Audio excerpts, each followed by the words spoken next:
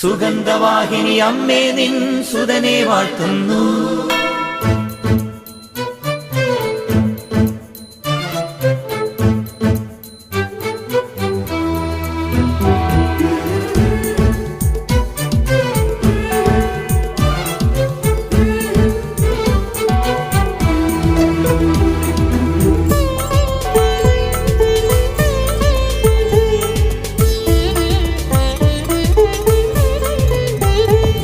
സ്നേഹമുള്ള സഹോദരങ്ങളെ, പ്രഭാതവന്ദനം.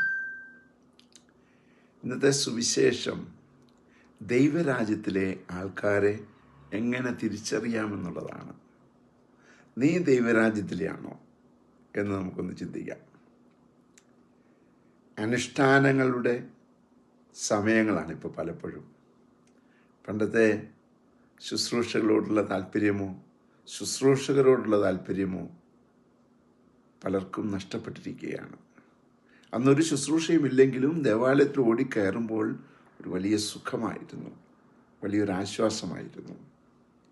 എന്നാൽ ഇന്ന് ശുശ്രൂഷകളിൽ പോലും സമയത്തിന് എത്താതെ വരുന്ന കാര്യങ്ങൾ കാണുമ്പോൾ ഇതൊരു പ്രത്യേകമായ കുറേ കാര്യങ്ങൾ നടക്കുന്നത് പോലെ ഒരു അനുഷ്ഠാനമായിട്ട് ഈ ശുശ്രൂഷകളെ കാണുന്നുണ്ടോ എന്ന് ഒരു സംശയം തോന്നുകയാണ്. ദൈവരാജ്യത്തിലെ മക്കൾ സ്വയം ചോദിക്കും, ഞാൻ എന്താണ് ചെയ്യേണ്ടതെന്ന്. ഒരപ്പൻ എങ്ങനെയാണ് ഒരപ്പനാകേണ്ടത്? അവനെങ്ങനെയാണ് ഒരപ്പനായത്? അല്ലെങ്കിൽ ഒരു ഭാര്യ ഒരു ഭർത്താവിനെ എങ്ങനെ നോക്കണം? ഒരു ഭർത്താവ് ഭാര്യയോട് എങ്ങനെയായിരിക്കണം? മക്കൾ മാതാപിതാക്കളോട് എങ്ങനെയായിരിക്കണം? മാതാപിതാക്കൾ മക്കളോട് എങ്ങനെയായിരിക്കണം? ഇതൊക്കെ ആരും പറഞ്ഞു കൊടുക്കാതെ തമ്പുരാൻ പറഞ്ഞു കൊടുക്കുന്നതനുസരിച്ച് യാത്ര ചെയ്യാൻ ശ്രമിക്കുന്നവരാണ് ദൈവരാജ്യത്തിലെ മക്കൾ.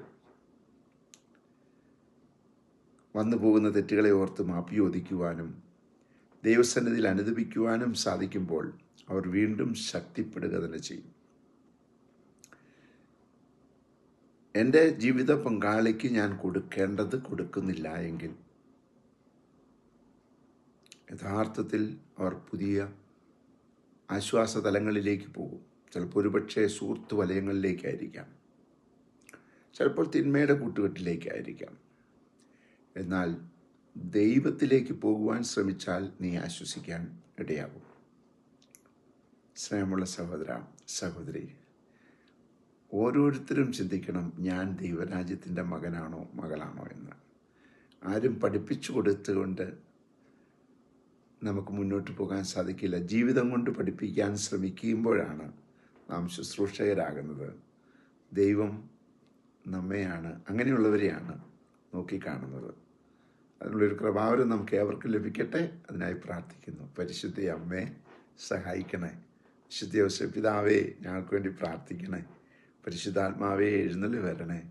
പരിശുദ്ധ പരമ ദിവ്യകാരണത്തിന് എന്നേരവും ആരാധനയും സ്തുതിയും പുകഴ്ചയും ഉണ്ടായിരിക്കട്ടെ. ആമേൻ.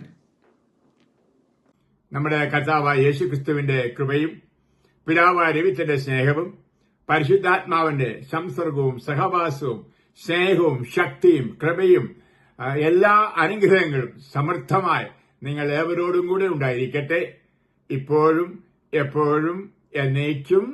ആമേൻ. സുഗന്ധവാഹിനി അമ്മേ നിൻ സുതനെ വാഴ്ത്തുന്നു.